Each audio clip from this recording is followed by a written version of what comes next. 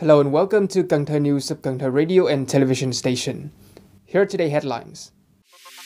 The Secretary of Cần Thơ City Party Committee chaired a meeting of the Standing Committee of the City Party Committee to give opinions on multiple reports of the city. Vice Chairman of Cần Thơ City Party Committee received the Deputy Ambassador of Australia in Vietnam. Unionists attended the 11th Trade Union Congress of Cần Thơ City paid tribute to Uncle Ho. Top news today. On the morning of August 7, the Secretary of Cần Thơ City Party Committee, Mr. Nguyễn Văn Hiếu, chaired a meeting of the Standing Committee of the City Party Committee to give opinions on multiple reports of the city. The delegate discussed and commented on activities to celebrate the 20th anniversary of Cần Thơ becoming a century-run city associated with the New Year celebration.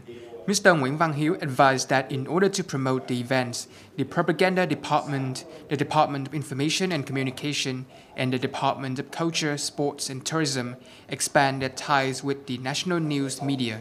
According to the Department of Finance proposal for the project to increase Cần Thơ City budget revenue from 2023 to 2025, it is clear that trying to meet the target of Resolution number 35 of the City People Council, a 68,600 billion Vietnam dong, of which internal revenue is 64,961 billion Vietnam dong.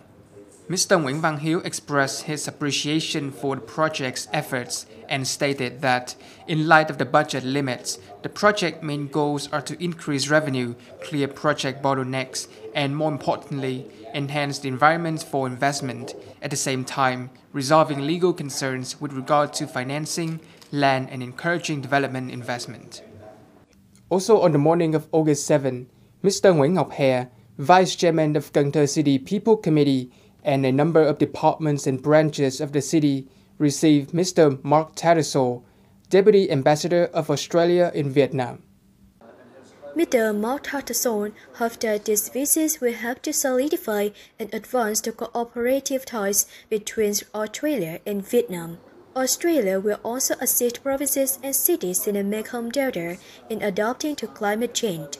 Mr. Nguyễn Ngọc Hè, Vice Chairman of the Cần Thơ City People's Committee, would like to thank the Australian government for helping the city with practical works and projects including building rural bridges, providing clean water in rural areas, and providing scholarships for teachers and students. The city also encourages Australian businesses to keep making investments in advanced research, technology, and agricultural practices.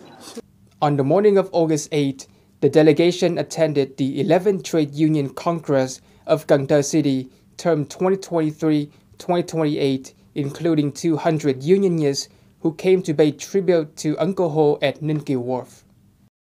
Ms. Lê Thị Sương Mai, the 2018-2023 term chairwoman of the Cần Thơ City Confederation of Labour, gave Uncle Ho an update on the accomplishments of the city's trade union during the previous term.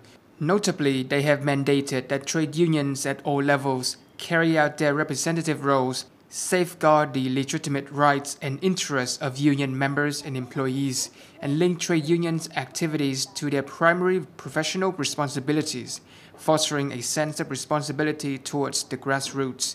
There are numerous groundbreaking solutions, modernizing the organization and enhancing the quality of trade union activities.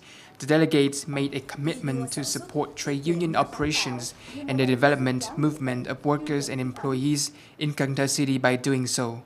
They also promised to give their enthusiasm and intellect to the Congress and work with a strong sense of responsibility.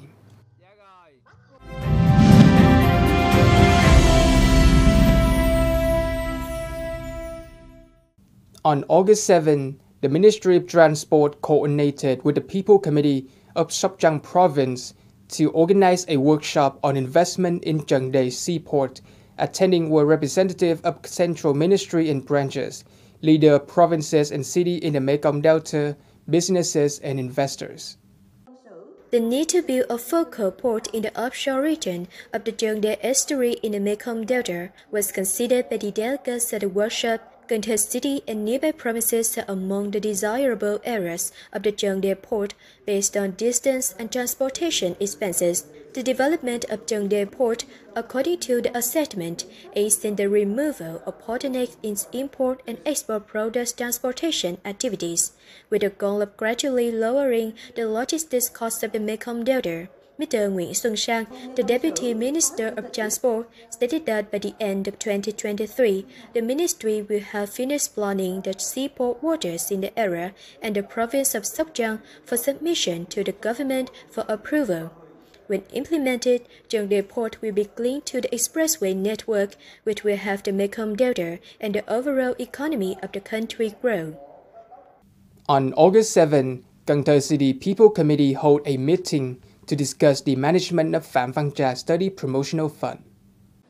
The management board of the Phạm Văn Trà Study Promotion Fund will be established with Mr. Nguyễn Thực Hiện, Vice Chairman of Cần Thơ City Party Committee, serving as its chairman, along with 3 vice presidents and 2 members. According to Mr. Nguyễn Thực Hiện, the Phạm Văn Trà Study Promotion Fund efficient administration is crucial for the development and promotion of local talent. In order to ensure the fund's transparency and effectiveness in keeping with the tenets and goals that led to its inception, the Board of Directors will make every effort to manage and use the money effectively. Relevant departments will work together with Phạm Văn Trà Study Promotional Fund to examine and complete legal foundation for the Management Council's review to organize the inaugural scholarship granting this August. According to the Department of Agriculture and Rural Development of Cần Thơ City, so far, farmers in the area have sown more than 62,740 hectares of autumn-winter rice in 2023, reaching 104 of the plan. The majority of the rice fields are growing and developing well. 46% of total area is made up of rice in the seedling to the tillering stage, and 54% is made up of rice in the growing and flowering stage.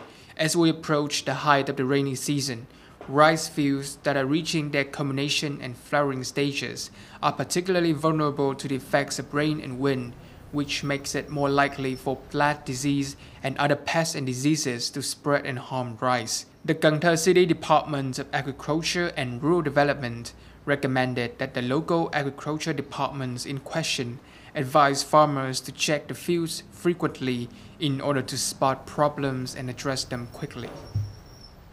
A comprehensive and unified digital administration platform for the entire city, network information security, and the 4 legal framework are some of the strengths that enabled Cần Thơ City to achieve a breakthrough in digital transformation.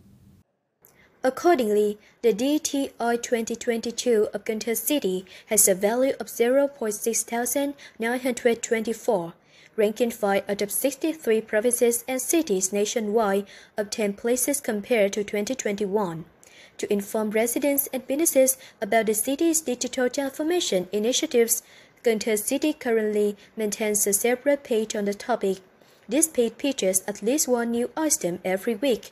In addition, the city has a YouTube channel where it frequently posts video tutorials to help individuals apply for online public services, make payments online, etc. Additionally, the city hosts several conferences, seminars, and events on transformation for large enterprises at all levels, and has essentially finished developing the legislative foundation for it.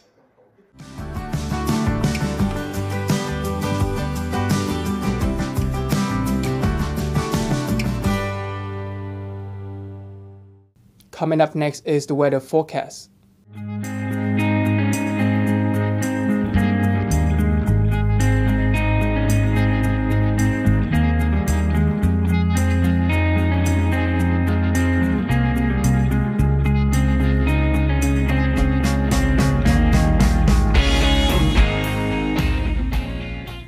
Thank you so much for watching, and I'll see you next time.